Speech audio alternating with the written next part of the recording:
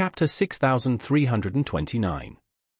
Whenever Claire heard that Charlie was going out to work for a long time, she would feel distressed, especially when she heard that he was going to the remote northwestern border. So she couldn't help but whispered to him, "Husband, why do you have to go? We are not short of money now, so we don't have to work so hard." Before Charlie spoke, Orville on the side piously pleaded, "Master Wade, you must help me with this matter. My big brother saved my life back then. It's not easy for me to do something for him. You must not refuse for the sake of our long-term friendship. As long as you help him solve the problem this time, you can tell me anything here in the future. If I blink my eyes, we'll be struck by lightning." When Jacob heard this, his eyes suddenly lit up.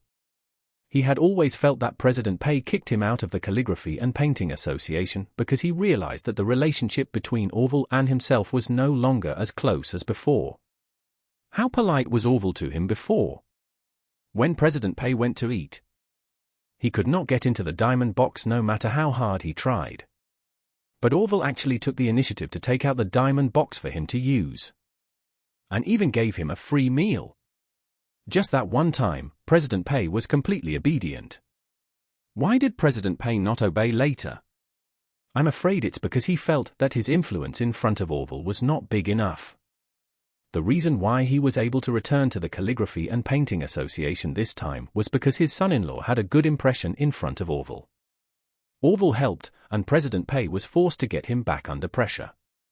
Therefore, in Jacob's view, letting Orville continue to owe his son-in-law a favor is the guarantee that he can stay in the association and get better and better. So, he took the initiative to say, "Claire, you should not ask about men's affairs. Mr. Hong has always treated our family well. When we need his help, he never says no.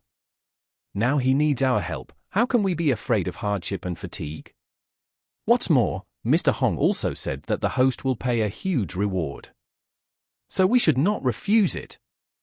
Claire saw her father's anxious face, and suddenly realized the fundamental reason why her father said so.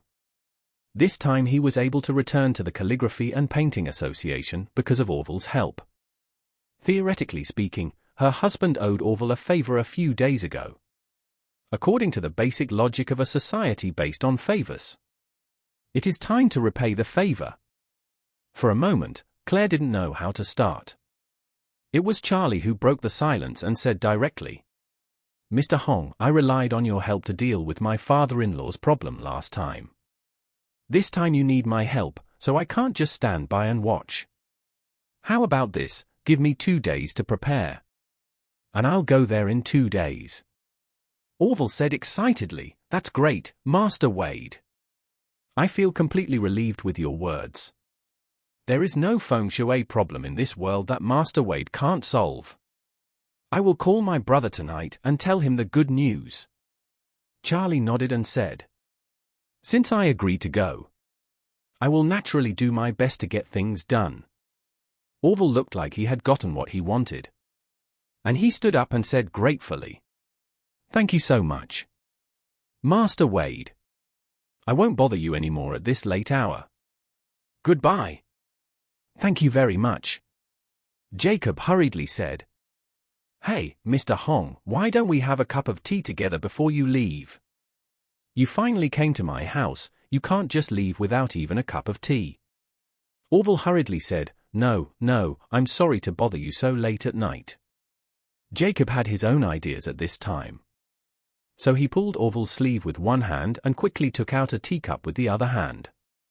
Although the tea was a little cold, he still poured a cup for him and handed it over, then quickly picked up his own teacup, freeing up one hand, and took out his mobile phone from his pocket, unlocking it with one hand and turning on the camera. With a series of smooth movements, the camera has already turned on the selfie mode. Then, holding a teacup in his other hand, he said to Orville, "Come on, Master Wu, let's clink cups. I'll take a photo as a memory." Orville naturally knew his thoughts, but after all, he was Charlie's father-in-law, so he could only nod his head and clink cups with Jacob, in order to give him enough face.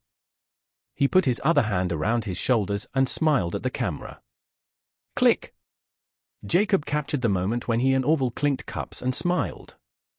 The photo showed them arm in arm, toasting and exchanging cups. And it looked like a gathering of two old friends who had a close relationship. So, Jacob put away his phone contentedly and said to Orville, "Mr. Wu, please come to my house often when you have nothing to do. I have plenty of good tea and wine here." Okay, I'll come often in the future." Orville nodded and agreed readily. Then he put down the teacup and said to everyone, "Okay, everyone, I won't bother you anymore.